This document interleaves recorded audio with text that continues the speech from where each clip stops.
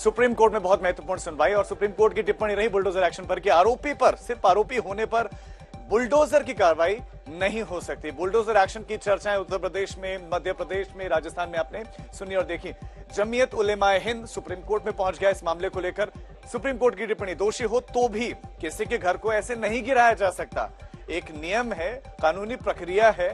निर्माण अगर अधिकृत है तो कानून के हिसाब से उस पर कार्रवाई होनी चाहिए। सिर्फ आरोपी होने के नाते आप इस तरह से किसी का घर नहीं गिरा सकते हैं, इस तरह से एक्शन नहीं ले सकते हैं। उत्तर प्रदेश में खासतौर पर इस तरह के एक्शन देखने को मिले।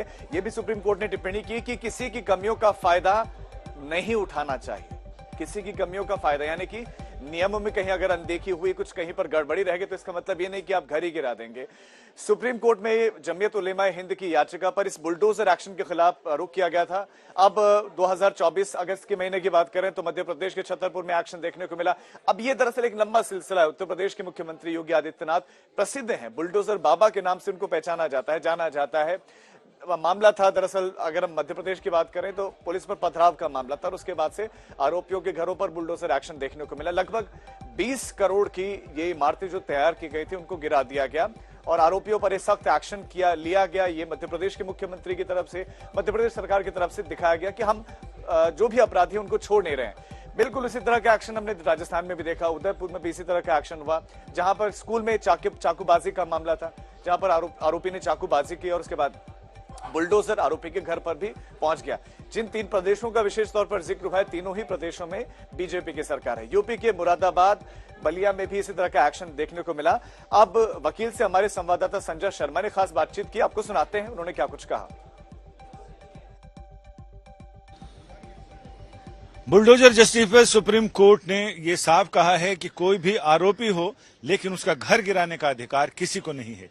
इस पूरे मामले में सुप्रीम कोर्ट में आज बहुत गर्मा गर्म बहस हुई। सुप्रीम कोर्ट ने फिलहाल सरकारों से कहा है कि वो इस मामले में डिटेल रिपोर्ट दाखिल करें और 17 सितंबर को इस मामले की अगली सुनवाई है। हम बात करें याचिकाकर्ताओं के वकील फारूक राशिद साहब से। आज की सुनवाई बड़ी अहम है। कोर्ट ने कहा कि वो ऐसी गाइडलाइन जारी करेगा जो पूरे देश में लागू होगी। जी, आज सुप्रीम कोर्ट ने बड़ा स्ट्रांग व्यू लिया है और हम लोगों से सजेशन मांगा है कि आप लोग सजेशन दीजिए हफ्ते भर के अंदर दोनों पार्टी से कि डेमोलेशन कैसे किया जाए। इवन अगर वो इलीगल कंस्ट्रक्शन है जिसमें कानून का पूरा पालन हो, उनको नोटिस दिया जाए, टाइम फ्रेम दिया जाए उनको रिप्लाई देने का, उसके बाद ऑर्डर पास हो, उसके बाद अगर इलीगल कंस्ट्रक्शन हो तो उनको घर गिराने का, खाली करने का पूरा टाइम दिया जाए। ये नहीं कि एफआईआर होती है, अगले दिन बुलडोजर चला जाता है और घर गिरा देता है। तो 17 सितंबर को फर्दर हियरिंग के लिए सुप्रीम कोर्ट ने मैटर लगाया है। सुप्रीम कोर्ट ने यह भी कहा है कि ये बहुत गंभीर मसला है कि जिसमें किसी के भी नागरिक अधिकारों को सुरक्षित रखने के लिए और एक गाइडलाइन होनी चाहिए, एक नियम होना चाहिए, कायदा होना। बिल्कुल, सुप्रीम कोर्ट ने सारे स्टेट को पैन इंडिया ये गाइडलाइंस फ्रेम करने के लिए बोला है, उस पर बड़ा स्ट्रांग व्यू लिया है, सजेशन मांगा है और बोला है कि हम ये पूरा ऑर्डर पूरे भारत में जितने भी स्टेट हैं सब में पास करेंगे, सबके ऊपर लागू होगा।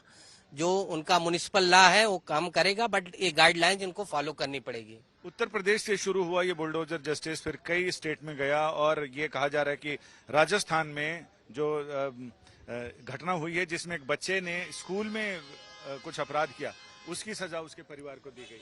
उसके परिवार को नहीं दी गई, वो टेनेंट था, मकान मालिक जो कि अक्यूज भी नहीं था, उसका घर गिरा दिया सेम डे।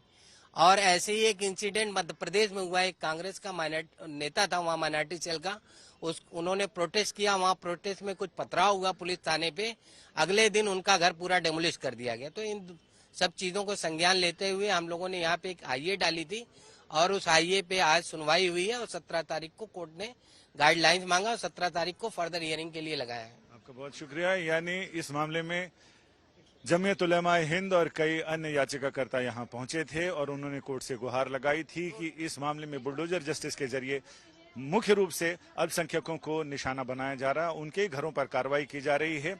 सॉलिसिटर जनरल ने यह कहा कि ये कार्रवाइयां सिर्फ इसलिए नहीं हो रही कि कोई अक्यूज है, किसी ने अपराध किया है, बल्कि इसलिए क्योंकि उन्होंने जमीन पर अवैध कब्जा कर रखा है या अवैध निर्माण कर रखा है, जिनके बारे में सरकार और म्युनिसिपल अथॉरिटीज ने उनको पर्याप्त सूचनाएं दी हैं, नोटिस भेजे हैं। उन नोटिस का या तो इन लोगों ने जवाब नहीं दिया या फिर वो पेश नहीं हुए, लिहाजा ऐसे में डेमोलिशन म्युनिसिपल नियमों के अनुसार हुआ है, ना कि आईपीसी के मुताबिक हुआ है। लेकिन कोर्ट ने यह साफ कहा कि ये इस तरह की प्रवृत्ति सही नहीं है और जो आरोप लगाए गए हैं, याचिका में जो आरोप लगाए गए हैं, उन पर फर्दर सुनवाई के लिए 17 सितंबर को अगली सुनवाई की तारीख रखी गई है। इस बीच कोर्ट ने गाइडलाइन के लिए तमाम पक्षकारों से और सरकार से सभी से सजेशन यानी सुझाव देने को कहा है, ताकि एक ऐसी विस्तृत गाइडलाइन फ्रेम की जा सके जिसका असर पूरे देश में हो और साथ ही इस तरह की घटनाओं को रोका जा सके। कैमरामैन अशोक भनोट के साथ संजय शर्मा, दिल्ली आज तक।